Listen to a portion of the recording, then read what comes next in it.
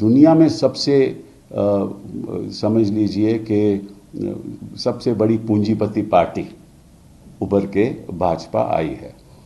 अब देखना ये है कि कानून इसको किस नज़रिए से देखता है कि या ना तो सीबीआई इन्वेस्टिगेट करेगी ना ईडी इन्वेस्टिगेट करेगी।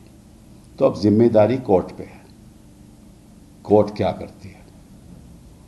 कोर्ट को एक जैसे 2G में एक SIT बनानी चाहिए और ख़ुद नियुक्ति करनी चाहिए लोगों की उस SIT में। वो इंडिपेंडेंट लोग होने चाहिए और जो भी डोनेशंस हुई हैं, जिस डोनर ने भी पैसा दिया है, कुछ तो ऐसी कंपनी हैं जो लॉस में चल रही हैं, उन्होंने भी पैसा दिया है। कुछ ऐसी कंपनी है जिनके प्रॉफिट्स जो हैं, जिनकी मुनाफा है बड़ा कमती है लेकिन डोनेशन बहुत ज़्यादा है। तो ये सब चीज़ें इन्वेस्टिगेशन के ऊपर निर्भर हैं। मैं इसके बारे में आज कुछ ऐसी बात कहूँ जो सत्य नहीं हो तो वो गलत बात होगी। लेकिन ये बात ज़रूरी है कि ये सारा जो पैसा है, अगर क्विड प्रो को हुआ है, वो लगता है कि हुआ है, तो अवैध है। और जो इमारतें भी बनी हैं उस पैसे से, वो भी अवैध हैं।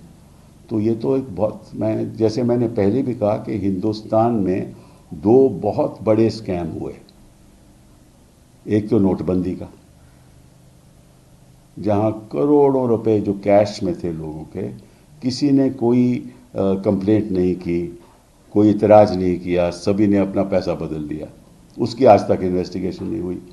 वो बहुत बड़ा स्कैम था। अब दूसरा उससे भी बड़ा स्कैम ये है, क्योंकि इस स्कैम के द्वारा तो इन्होंने अपनी पूंजी में जितना उनको चाहिए था डाल लिया और दुनिया में सबसे समझ लीजिए कि सबसे बड़ी पूंजीपति पार्टी उभर के भाजपा आई है। अब देखना ये है कि कानून इसको किस नज़रिए से देखता है। तो उसके बारे में तो मैं आज कुछ नहीं कह सकता। लेकिन आप ऐसा है कि आपकी तो पैकेज आपके पास होगा ना, कि ना खाऊंगा ना खाने दूंगा, तो पैकेज तो आपके पास है। वो पैकेज तो जरा चलाइए। ये तो आप लोगों के ऊपर निर्भर है। सर, एक ये सवाल भी खड़ा हो रहा है कि 2018 से इलेक्टोरल बॉन्ड्स की शुरुआत हुई थी, लेकिन जो डेटा दिया गया है 2019 से दिया गया है। तो ये जो 1 साल का गैप लिया गया, उसकी डिटेल्स नहीं सामने आई है, उस पर भी कई सवाल। अभी तो बड़े बड़े गैप हैं। अभी तो बहुत बड़े गैप हैं। गैप इन्वेस्टिगेशन में है, गैप मतलब कि किन किन लोगों ने कितना कितना दिया। अभी ये भी पता करना चाहिए, और ये भी एक बहुत अहम सवाल है कि PM केयर्स में किसने किसने दिया। वो भी तो एक बहुत बड़ी बात है।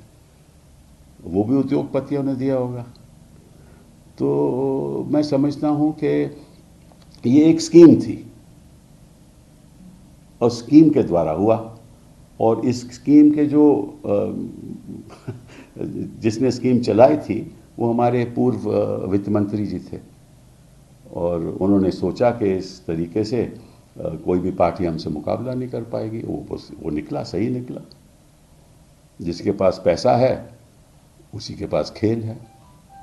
Sir, how do you see the mismatch of the data that has been submitted by the SBI? क्या जो जिस तरह उन्होंने कोर्ट में बोला उसके बाद सबमिट किया, लेकिन there is a mismatch. What is the mismatch? The donor and the amount that is. That is not a mismatch. That is yet to be investigated. Yes. Yeah, so you can't say it's a mismatch, right? You have to find out which political party got which donation.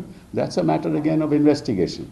The court in its order has not said that you must actually look at the entire chain of as to how electoral bonds changed hands. But many of these are direct. Many of these are direct in any case. The companies that have given the bonds are direct. Now the question is who the bonds went to, that's all. That the 2 bond numbers can be found out easily. That's not an issue. That's again a matter of investigation.